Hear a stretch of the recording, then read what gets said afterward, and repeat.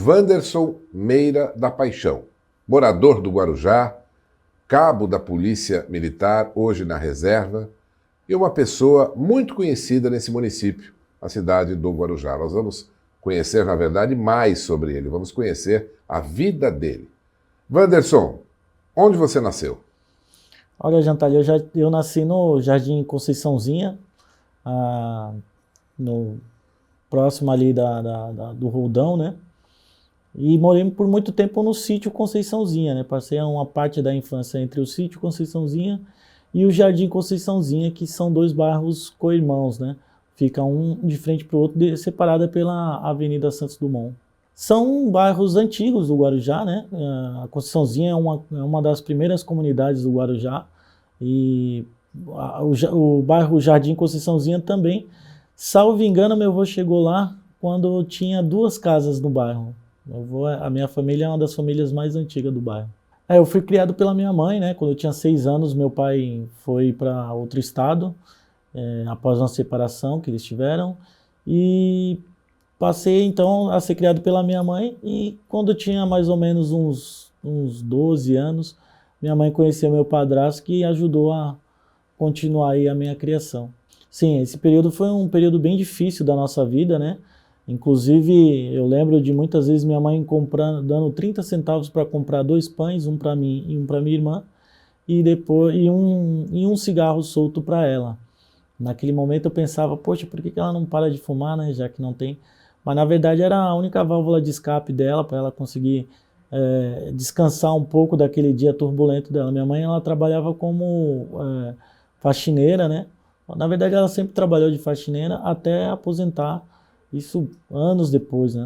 Bastante tempo depois daquele período. Como foi esse lado da sua infância e também, paralelamente, como foi a sua infância? Olha, eu tive uma infância bem legal na medida do possível, né? Do que uma mãe solteira pode proporcionar, né? A minha vida acadêmica foi tranquila também. Eu tive poucos problemas na escola, na verdade eu tive quase nenhum. Muito embora minha mãe não estivesse próxima por causa da questão do tempo e do trabalho dela, eu nunca tive nenhum problema no que diz respeito a brigas na escola ou qualquer tipo de situação. Quando criança, do que o Wanderson gostava de brincar? Não, eu sou apaixonado por futebol, né? Você jogava muito futebol? Muito em quantidade, a qualidade já era meio duvidosa, né? Mas eu pratiquei todo tipo de esporte possível também. Eu pratiquei capoeira, pratiquei futebol, vôlei, surf, skate, tudo na média, né? Um esporte mediano, mas eu sempre fui muito apaixonado pelo esporte, né? Mas claro que o carro-chefe sempre foi o futebol, né? Você, por exemplo, entrou no Exército com que idade? Me alistei com 18 anos, assim como o serviço obrigatório recomenda. O Exército foi um período muito importante para mim, porque a minha vida toda eu só pensei em ser militar. Eu nunca me preparei para ser eletricista, para ser marceneiro, eu nunca pensei nessa possibilidade. Muito embora eu tenha trabalhado por muito tempo com meu padrasto de marcenaria, a minha vida toda eu me preparei para ser militar. Então desde novo eu já cortava o cabelo como militar, eu não andava em grupo para evitar ser abordado pela polícia, com medo disso impedir que eu entrasse no Exército, por exemplo. Então, quando eu entrei no Exército, inclusive eu fui dispensado do Exército, e meses depois eu fui lá falar com o responsável, pedir para que ele revesse e me desse a oportunidade de servir o Exército Brasileiro, que era a minha paixão, né? Foi um período, assim que eu cheguei, eu estava, assim que eu consegui, né, pegar a farda, vestir a farda pela primeira vez, eu fiquei extremamente orgulhoso e feliz de ter alcançado aquele objetivo, aquele sonho. Cada vez que eu vestia aquela farda era um orgulho tremendo de estar atuando, de estar servindo a sociedade, né? E foi nesse momento que surgiu a ideia de ser policial militar? Na verdade, a ideia de ser policial militar surgiu no dia seguinte que eu saí do Exército, né? No dia seguinte já tinha eu precisava voltar a ser militar, porque era aquilo que eu sabia fazer. Então eu me formei em contabilidade, na intenção de voltar para o Exército, e paralelo a isso eu me formei em técnico em contabilidade, a intenção de voltar, né, a ser militar, a servir o Exército de outra forma, e paralelo a isso eu fiz o concurso da Polícia Militar, do estado de São Paulo e acabei passando, graças a Deus. Eu me formei aqui no CPI 6, em Santos, e fui trabalhar no Capão Redondo, no 1º Batalhão de Polícia Metropolitana. Eu nunca tinha saído do Guarujá, né, a não ser para fazer a escola, mas a escola é algo muito interno, você passa o dia todo dentro do batalhão estudando, né? E quando eu fui para a rua, quando eu me deparei com o Capão Redondo, um dos locais mais perigosos do estado de São Paulo, foi um choque de realidade para mim, mas também foi uma escola muito boa para que eu pudesse trilhar minha carreira, né? Um local com pouco efetivo, com alta demanda.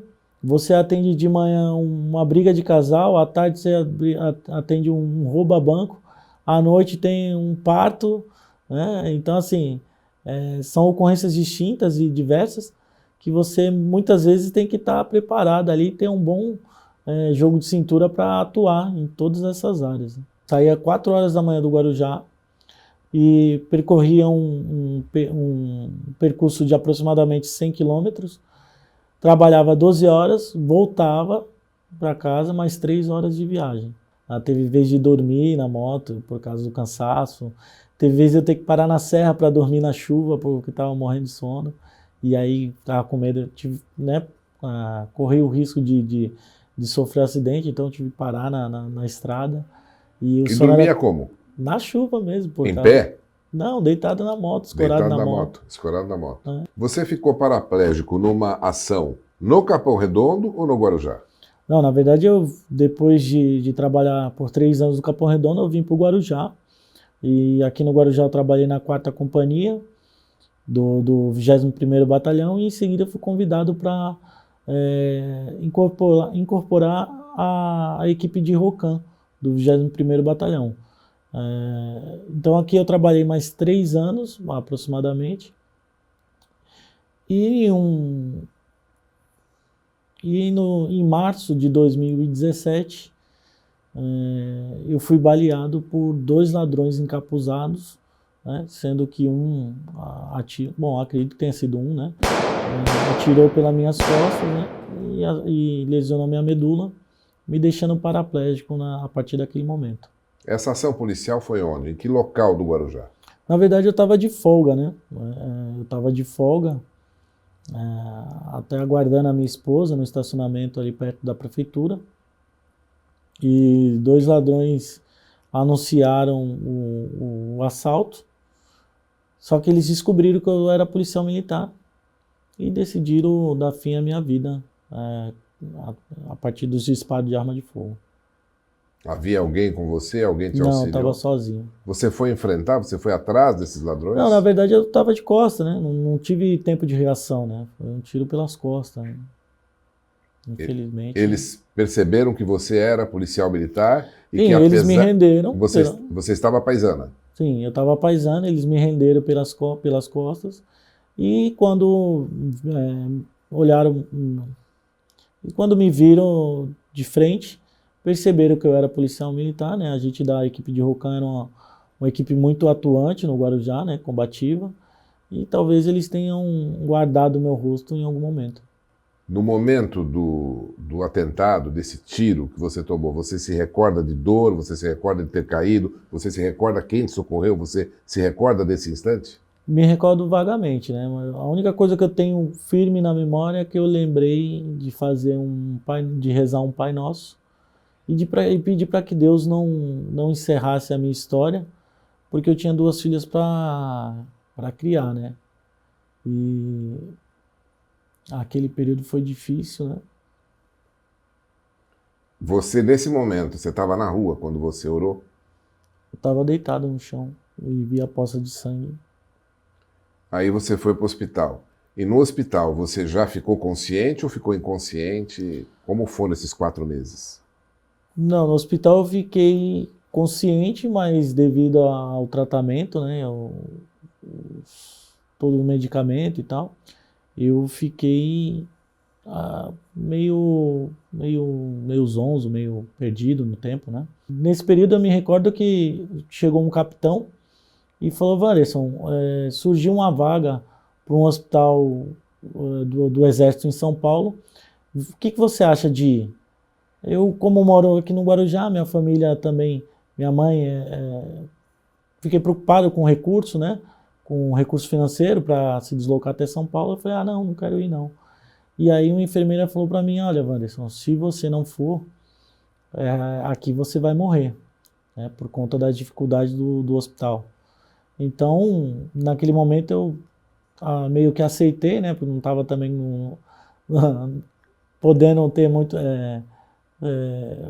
tendo muita opção, né?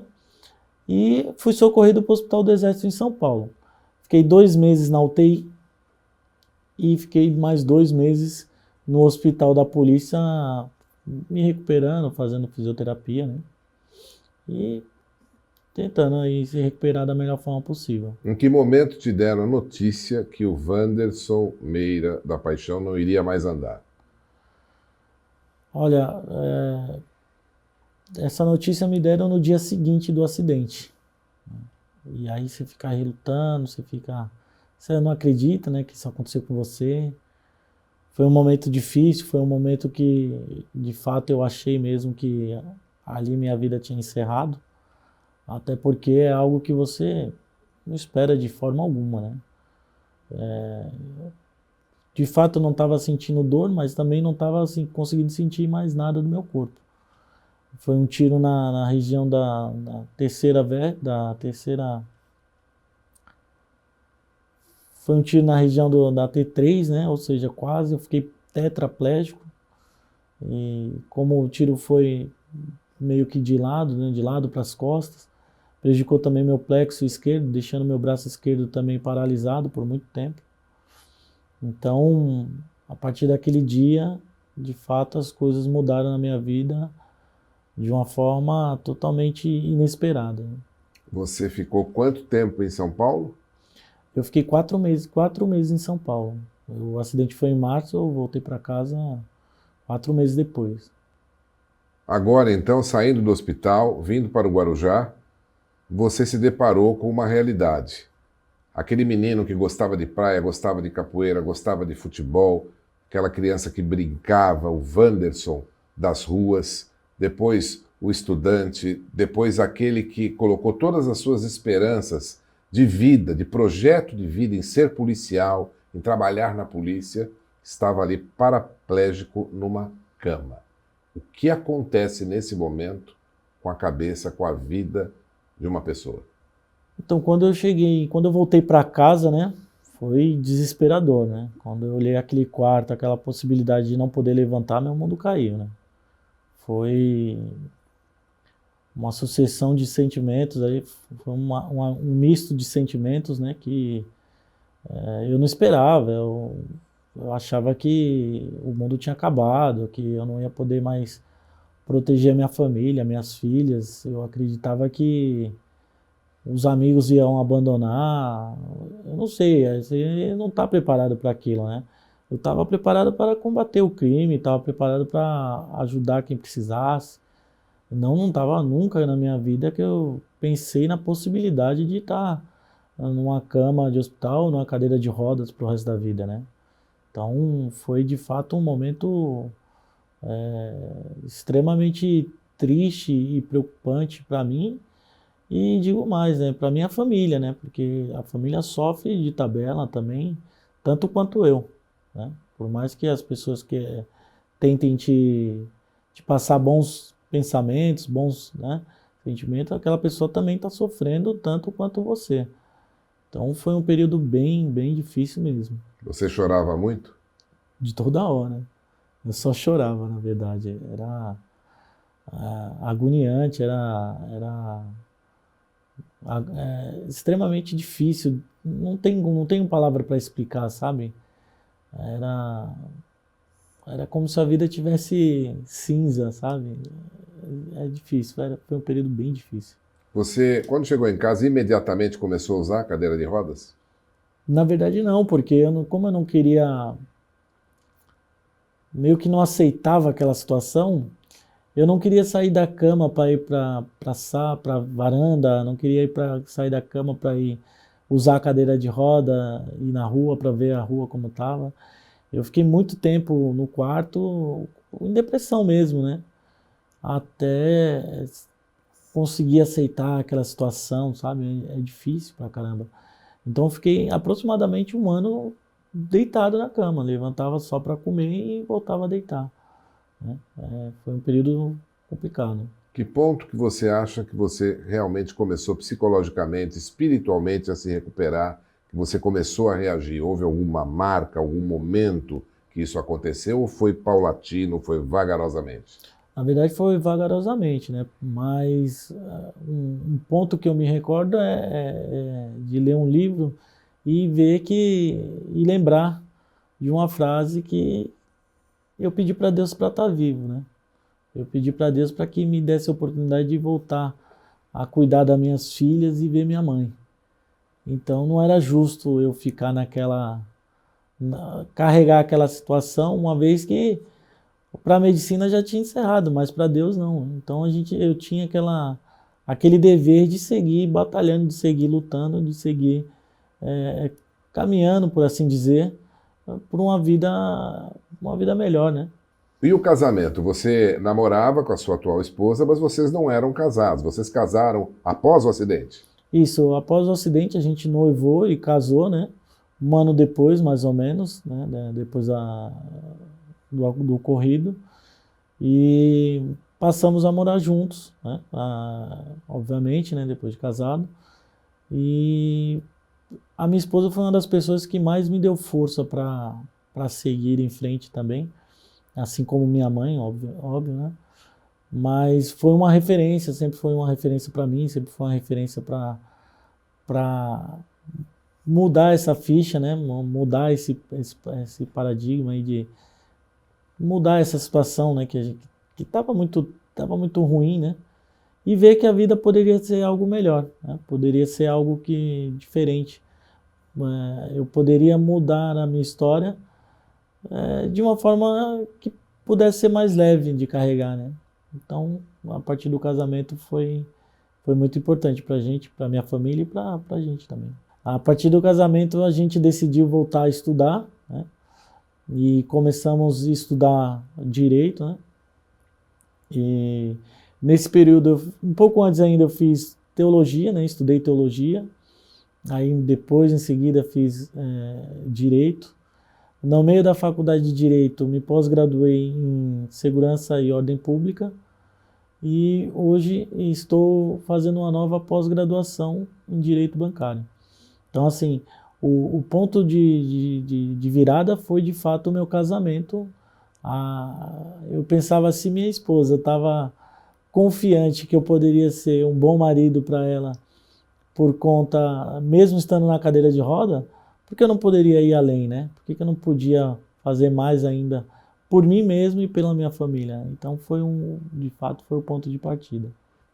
Wanderson, se você pudesse recuar no tempo, voltar ao passado, você não ingressaria na Polícia Militar em virtude de tudo isso que aconteceu na sua vida? Você iria escolher uma outra profissão? De forma alguma. O meu sonho sempre foi ser policial militar. O meu sonho sempre foi defender a sociedade, ajudar as pessoas que realmente precisavam.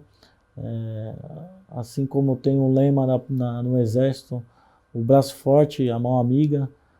Esse foi sempre o meu objetivo, ajudar as pessoas que realmente precisam. Esta, na verdade, esta sua maneira de pensar é, na verdade, a mola propulsora, o que te motiva a ingressar agora novamente na vida pública, mas como candidato a vereador na cidade do Guarujá? Não, sem dúvida, né? Eu me recordo que eu pedi a Deus para estar vivo, pedi a Deus para continuar cuidando da minha família, da minha casa, e como era antes, cuidar da sociedade. Então, essa predisposição de voltar a servir a sociedade é muito pelo fato desse juramento de cuidar dos outros, nem que seja com a própria vida. Então, nada mais justo de que Deus me permitiu permanecer vivo, ajudar a sociedade. Agora, claro, de outra forma, mas não deixa de ser algo que eu farei com todo o carinho e respeito à sociedade do Guarujá, ao povo do Guarujá.